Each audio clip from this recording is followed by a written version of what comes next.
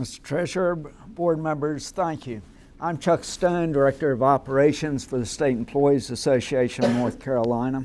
And I've been involved with health insurance and health care issues for almost 4 decades now.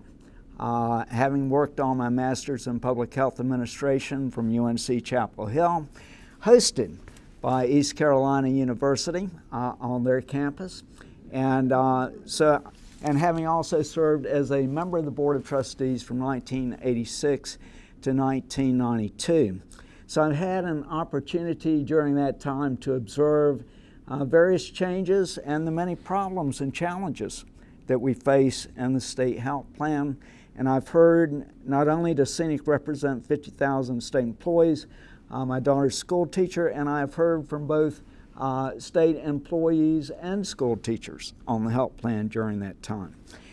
That said, I must share with you that SEANC's policy platform, adopted by our annual convention, does require us to advocate for a premium-free state health plan option, and we continue to support that objective.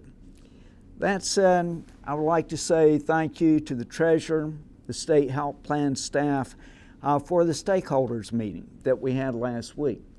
Some of the news that we received is sort of like some of the processes during your annual wellness exam. It's not always enjoyable, but the information is certainly valuable.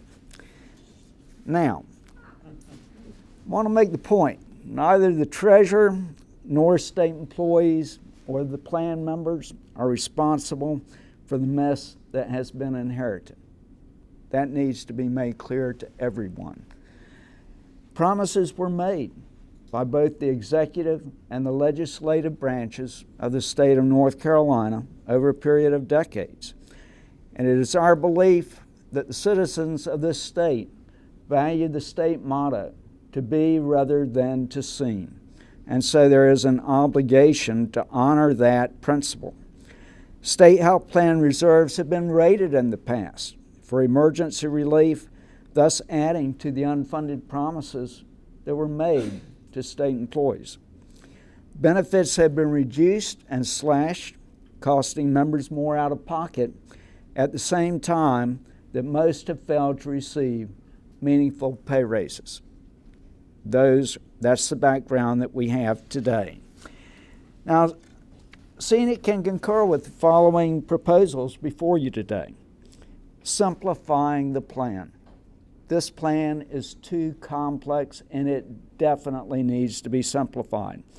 The wellness premium credits were actually nothing more than premium surcharges, which became a gotcha game with too many plan members paying more than $1,000 per year due to overly complex enrollment procedures. That must come to an end. This should be replaced by positive incentives, such as the proposal to require lower copays for those plan members who designate a primary care physician. So positive incentives are definitely needed. We support stabilizing the plan by freezing the benefits instead of constantly cutting those benefits. Freezing dependent premiums to reduce adverse selection and bring in younger people as dependents in the state health plan to help level out the cost. We support the fact that, at least in part, by exempting retirees from the premium for the 70/30, we are honoring the state's promise of a premium-free option for people when they retire. And that is a promise that was made. Now, the options presented to you today, and let me make one other point. I certainly heard the concerns that we've heard about consumer-directed health plan. I would just remind you, as I'll address one other issue later on, that nothing needs to be permanent. The health plan market is in flux, and it doesn't mean that in the future it can't be revisited. But there is research on consumer-directed high-deductible health plans, which does show that The savings frequently come because people defer or delay treatment, and then ultimately it costs even more money the further out you get in that process. Now, the options presented to us today offer two alternative, but I would tell you, bitter medicines. One, elimination of a premium-free option for active employees, even for the 70-30. It's bitter medicine. Doesn't taste good. But the second, continuing down the current path that we have seen for more than 2 decades of increasing deductibles and copays, increasing member out-of-pocket expenses, is just a different form of premium. It is nothing less than death by 1,000 cuts. That's what's been going on if you look at the history of the health plan. SEANC advocates the following. I'd like to respond to something. Mr. McKeithen asked the question, do we have any feedback? An informal survey, and we only had 2 days of results, but an informal survey from our members indicated that roughly 64% support freezing the benefits and maintaining those benefits for the 4-year plan and stabilizing the plan, as opposed to, just continuing to cut benefits and some of the other alternatives that have been presented to this board. So that's informal survey, but again, the results we got. So what do we advocate? We advocate initiating immediate action to reduce excessive outpatient hospital payments, which far exceed the national average and which could have saved this plan $1.25 to $1.5 billion over the past 4 to 5 years. That is something the Treasurer mentioned earlier. We continue to advocate that. Secondly, and I wasn't really clear from Ms. Smart's presentation, although I think I understood it, and so I would tell you, we do advocate maintaining the option for Medicare retirees to select traditional Medicare to be supplemented by the PPO 70-30. The reason for that, there are people, especially federal civil service retirees, military retirees, and others with other retiree health insurance that do benefit by having that option and not being forced into a Medicare Advantage plan. Premiums for the PPO 70-30, if needed, should be temporary. Just as the General Assembly implemented a temporary tax on businesses to restore the uninsured trust fund just a few years ago.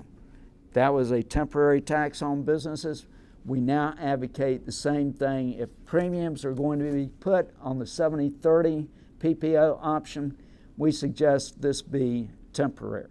And you get there by cost savings, identifying savings in the plan so that we move forward. Equity.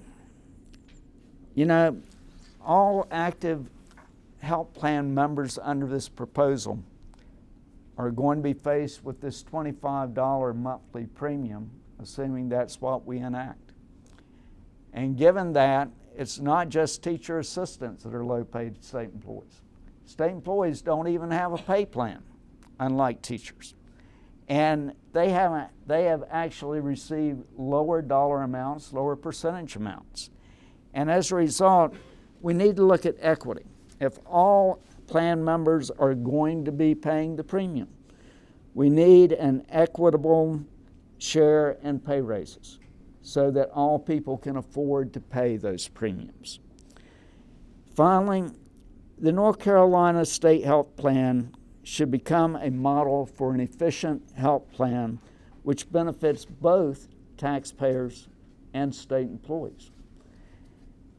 I was told in an insurance class, probably this has been about 12 years ago, the worst life insurance policy is one that doesn't pay you when the person dies and the beneficiary doesn't collect.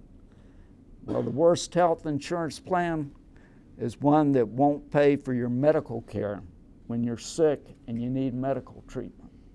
So there's an analogy and a comparison between those two. Given that, we just caution you on one thing. Keep in mind the greatest expense to the state of North Carolina is not the state health plan. It is the employee who must forego medical treatment due to large out-of-pocket expenses and is therefore unable to work due to health conditions. That costs the taxpayers, it costs the citizens in lost productivity and services from state employees, and it costs your children and my grandchildren in the school system as they go for an education. Thank you very much.